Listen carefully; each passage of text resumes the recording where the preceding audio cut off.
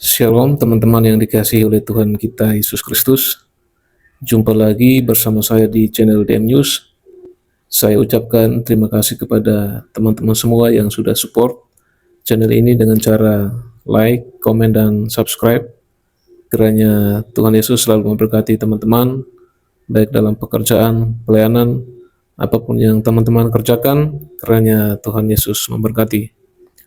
Teman-teman yang dikasihi oleh Tuhan kita Yesus Kristus, dalam video kali ini kita akan melihat kesaksian dari seorang murtadin yang sungguh luar biasa yang dipilih oleh Tuhan.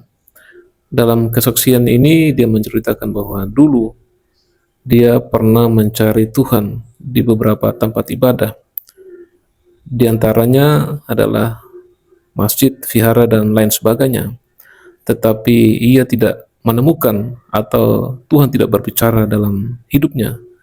Tetapi ketika dia mendengarkan lagu rohani, lagu Kristen, di situ dia mendapatkan ketenangan, kedamaian dalam hatinya, dan akhirnya ia percaya dan menyerahkan hidupnya kepada Kristus sebagai Tuhan dan Juru Selamatnya. Dan bagaimana kesaksian selengkapnya? Mari kita sama-sama saksikan video berikut ini. Saya berharap teman-teman bisa menonton video ini sampai selesai, sehingga teman-teman juga boleh diberkati mendapatkan inti dari kesaksian seorang murtadin ini. Mari kita sama-sama nonton. Tuhan Yesus memberkati.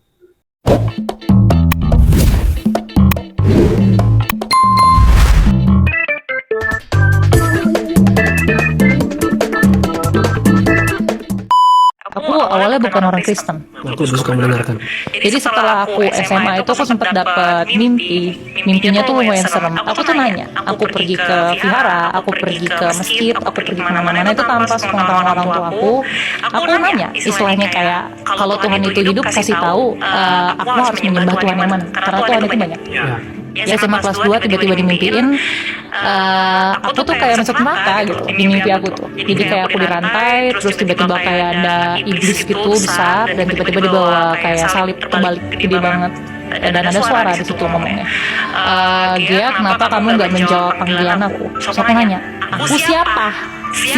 Dia nanya kan, aku ini Tuhan Yesus. Dia ngomong, aku ini Tuhan Yesus yang punya surga dan neraka. Dia ngomong gitu, kamu harus melayani aku tuh dikasih tawaran kayak gitu waktu aku even sebelum 17 tahun sih posisinya. Jadi posisinya aku kayak kaget, ya kan, ya iyalah, aku langsung teriak ke orang tua aku, dan di saat yang sama ya udahlah aku pergi ke gereja. Setelah kamu mimpi ini, Setelah aku mimpi itu aku pergi ke gereja. Jadi makanya dari situ aku percaya bahwa firman itu hidup di saat aku meninggalkan Tuhan, aku punya masalah, aku dibalikin lagi sama satu ayat, dan aku percaya bahwa Tuhan itu selalu ada. Maksudnya kayak menjadi tempat untuk kembali, mau kita udah melakukan salah bagaimanapun juga. Jadi ini ngena banget sih ayatnya. Dia Matius 6 ayat 33. Tetapi carilah dahulu kerajaan Allah dan kebenarannya, maka semuanya itu akan ditambahkan kepadamu. Itu sih yang paling penting. Jadi mau kita ngejar fame, mau kita ngejar uang, mau kita punya masalah karir, studi, kita harus mencari Tuhan dulu, baru setelah itu Tuhan yang akan memberikan kepada kita. Jadi rangkuman dari journey aku adalah selama ini 10 tahun aku udah usaha pakai kekuatan aku sendiri, usaha audisi, usaha apapun. Aku gak akan kayak bisa menang mau sebagaimanapun aku caranya, karena aku tahu bahwa itu tuh hanya mengandalkan kekuatan kita sebagai manusia. Jadi yang paling penting adalah kita harus mencari dulu Tuhan dan kebenarannya, baru setelah itu ya apapun yang kita minta pasti akan dikabulkan sebenarnya. Itu sih inti dari semua rangkumannya. Oke, baik teman-teman, demikian kesaksian yang baru saja kita saksikan bersama, yaitu dari seorang murtadin, Gaya Amanda, seperti firman Tuhan yang disampaikan tadi dalam Injil Matius pasal 6 ayat 33. Firman Tuhan, tetapi carilah dahulu kerajaan Allah dan kebenarannya, maka semuanya itu akan ditambahkan kepadamu. Sebab itu janganlah kamu khawatir tentang hari besok.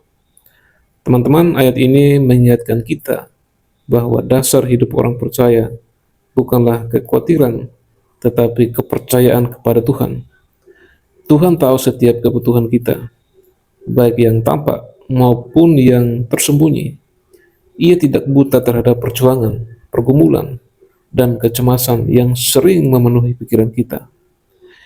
Yesus mengajarkan bahwa kita tidak diminta mengejar berkat terlebih dahulu, melainkan kerajaan Allah, hidup dalam kehendaknya, mencari wajahnya, dan menempatkan Dia sebagai pusat.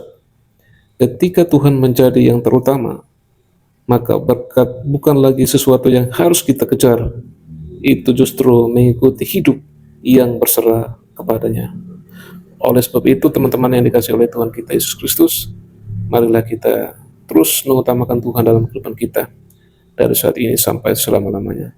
Tuhan Yesus memberkati.